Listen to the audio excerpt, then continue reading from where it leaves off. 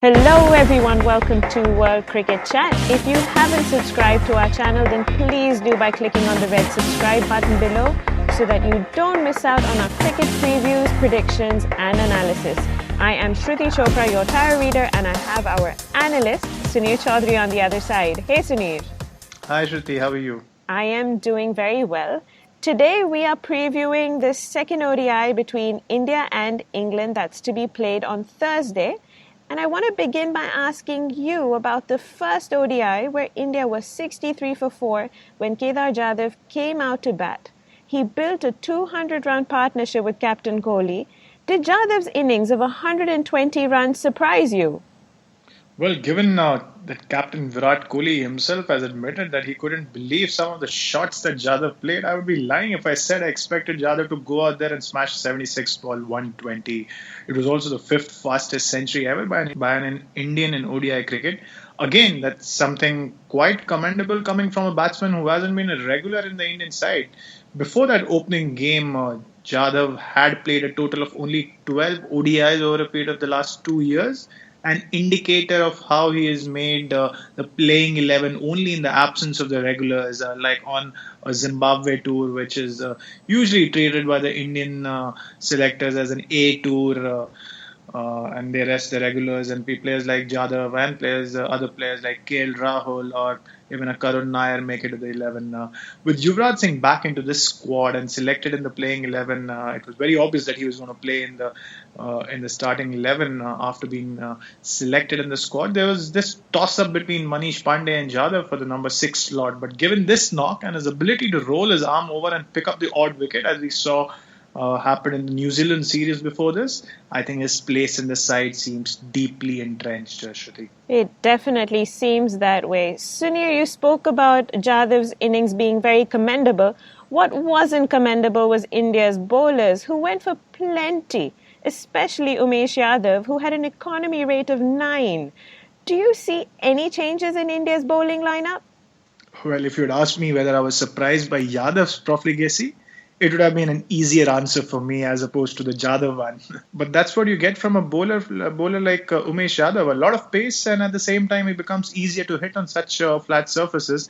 And Kohli has he has shown his penchant for really quick bowlers like a Yadav or even a Varun Aaron when he was fit.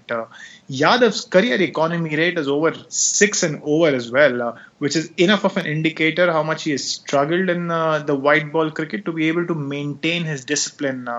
That said, the only seam bowling option India have in the squad is Bhuvaneshwar Kumar, and he hasn't played an ODI for almost a year. The other option is to play an extra spinner, especially with all the talks around the Barbati Stadium pitch being more conducive to slow bowling. But the last time an ODI was played at this ground, India had hammered a score of 363 batting first against Sri Lanka. So I'm not sure whether this pitch is a spin-friendly wicket or a slow wicket.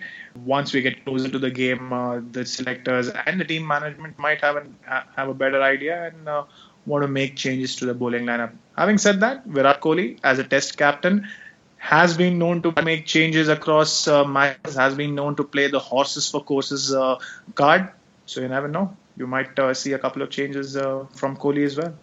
Well, and I don't think India want to chase such a high score again either.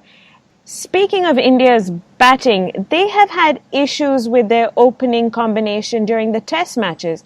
Have we seen a glimpse of such an issue repeating for the one-day matches too? How do you see India's opening combination? Shruti, there has been a bit of confusion around which is India's best opening combination in ODI cricket. The Shikhar Dhawan KL Rahul opening partnership was India's 7th in 25 one-day internationals since the 2015 World Cup. And the first time that these two have opened in that period. So it's too early for me to comment whether this is the most ideal partnership for India or not. But once Rohit Sharma gets fit, and he should be fit by the Champions Trophy, he will be back in the playing 11. I'm pretty confident that he's India's first choice opener. And in that sense, the big question then would be whether it's Rahul or Dhawan who would make way in the playing 11. Crucial couple of games for both these players. And if they can get a big score for themselves, then they'll go a long way in cementing that opening slot for themselves, Shruti.